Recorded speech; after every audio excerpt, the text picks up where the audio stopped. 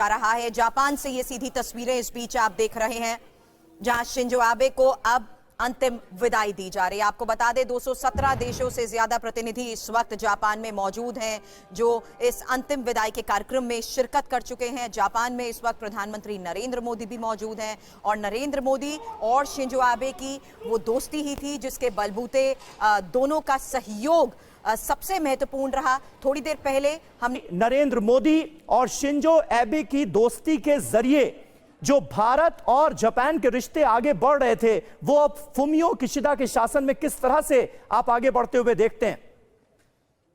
जी नमस्ते, मैं टोक्यो से योगी।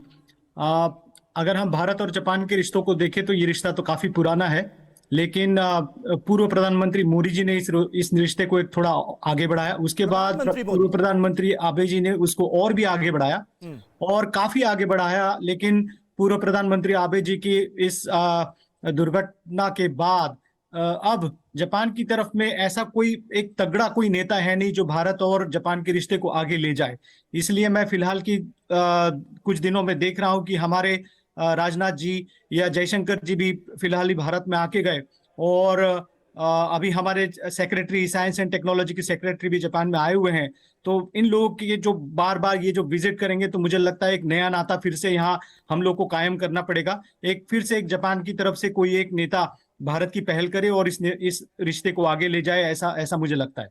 अच्छा योगेंद्र जी, ये तो बात हुई भारत जापान के, क्या कुछ बदला है जापान में इस घटना के बाद? क्योंकि ये हमला उस शख्स पर हुआ जो जापान का सबसे ज्यादा दिनों तक प्रधानमंत्री रहा, बहुत बड़े नेता थे शिंजो एबे जापान के, और उनका ये अंजाम, क्या कुछ बदला है? और क्योंकि सेफ्टी मेजर्स को लेकर बहुत सारे उस वक्त सवाल उठे थे, तब से लेकर अब तक क्या बदलता हुआ देखा है आपने?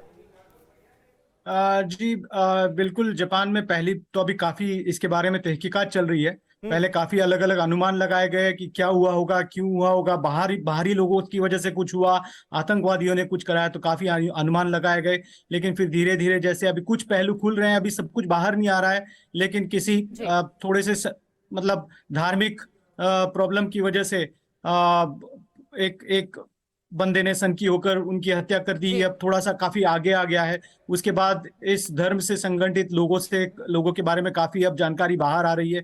तो धीरे धीरे बिल्कुल योगेंद्र जी, उस दौरान एक बड़ा सिक्योरिटी फेलियर भी सामने आया था। लेकिन अगर हम प्रधानमंत्री नरेंद्र मोदी और पूर्व प्रधानमंत्री शिंजो आबे के पर्सनल रिश्तों की बात करें तो जिस दिन उनके निधन की खबर आई उसी दिन भारत के प्रधानमंत्री ट्वीट करते हैं और कहते हैं ये मेरे लिए अपूर्णीय क्षति है। एक तरीके का पर्सनल लॉस भी उन्होंने कहा था।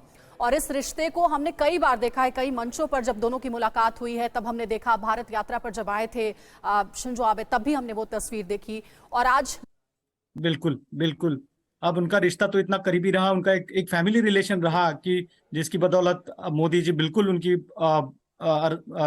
विधवा से मिलेंगे, मिसेस आबे से मिलेंगे और उनका ढाढ़स बंधाएंगे। ये मेरे ख्याल से उनका कर्तव्य भी है और मेरे ख्याल से उन्होंने ऑलरेडी उनके फोन पर उनसे चर्चा भी की होगी। बट इसकी अभी तो जरूरत है और मिसेस आबे का मेरे ख्याल से हरदम ही भारत को एक सपोर्ट रहेगा। और आगे जो कोई नेता समझना ये भी जरूरी है कि कैसे शिंजो आबे और प्रधानमंत्री नरेंद्र मोदी की इस दोस्ती ने एक मजबूत रिश्ते बहुत बड़ी। मेरा सवाल, और मैं समझना भी ये जरूर चाहती हूँ क्योंकि आज भी हमने पीएम को एड्रेस करते हुए देखा जब उन्होंने किशुदा के सामने ये कहा कि मैं उम्मीद करता हूँ कि दुनिया के फैसलों में जापान और भारत की बड़ी भूमिका रहेगी। कैसे शिंजो आबे और नरेंद्र मोदी ने एक साथ इस दोस्ती के जरिए एक बड़ा मजबूत रिश्ता कायम करा, किस प्रशासनिक तौर पर भी और सामाजिक तौर पर भी? जी पहले तो मेरा एकदम ये सीधा ख्याल है कि आबे सान के निधन के बाद एक जापान में खालीपन आया और इस खालीपन को अभी काफी एक भरने की कोशिश की जा रही है। अभी किशिदा जी अभी अपने आप से डिसीजन लेने लगे हैं। पहले तो किशिदा जी काफी आबे सान की सुनकर डिसीजन लिया करते थे, अब वो थोड़ा इंडिपेंडेंट डिसीजन लेना शुरू कर रहे हैं। इसी के साथ अभी आप सेफ्टी वगैरह की बात कर रहे थे, वो सेफ्टी भी काफी स्ट्रेंथन की जा रही है और मेरे ख्याल से अब जापान एक अंदर ही अंदर अभी तो पूरी तरह से बाहर नहीं आ रही इन्फॉर्मेशन। पिछली बार राजनाथ सिंह जी भी आए तब ज्यादा इन्फॉर्मेशन बाहर नहीं आई, बट मेरे ख्याल से अंदर ही अंदर एक अभी नया मॉडल बनाने की कोशिश की जा रही है जहां भारत और जापान फिर से एक नए लेवल पे साथ में काम कर सके।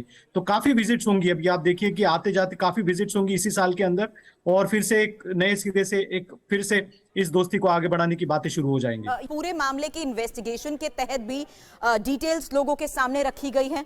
हत्या किसने की ये सब जानते हैं, लेकिन मंशा कौन इसके पीछे रहा है। और दूसरी सबसे बड़ी बात, वहां की लोकल मीडिया में उनके स्टेट फ्यूनरल को लेकर भी सवाल उठाए गए। जी, ऐसा क्यों?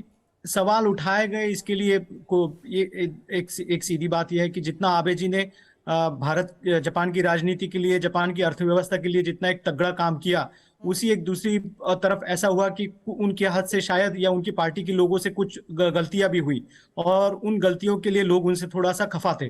तो उस वजह से उनकी जो गलतियां हुई है, उन गलतियों को नजरअंदाज करते हुए क्या ये राष्ट्रीय स्तर पर उनका ये कार्यक्रम किया जाए या नहीं किया जाए, इस वजह से काफी यहाँ वाद विवाद रहा। तो थोड़ा सा उनके काम पर वो काला पर्दा पड़ा, लेकिन मेरे ख्याल से उनका काम भी इतना बड़ा रहा कि लोग उसके लिए उनको माफ भी कर देंगे और उनका रिस्पेक्ट सदा बनता रहेगा।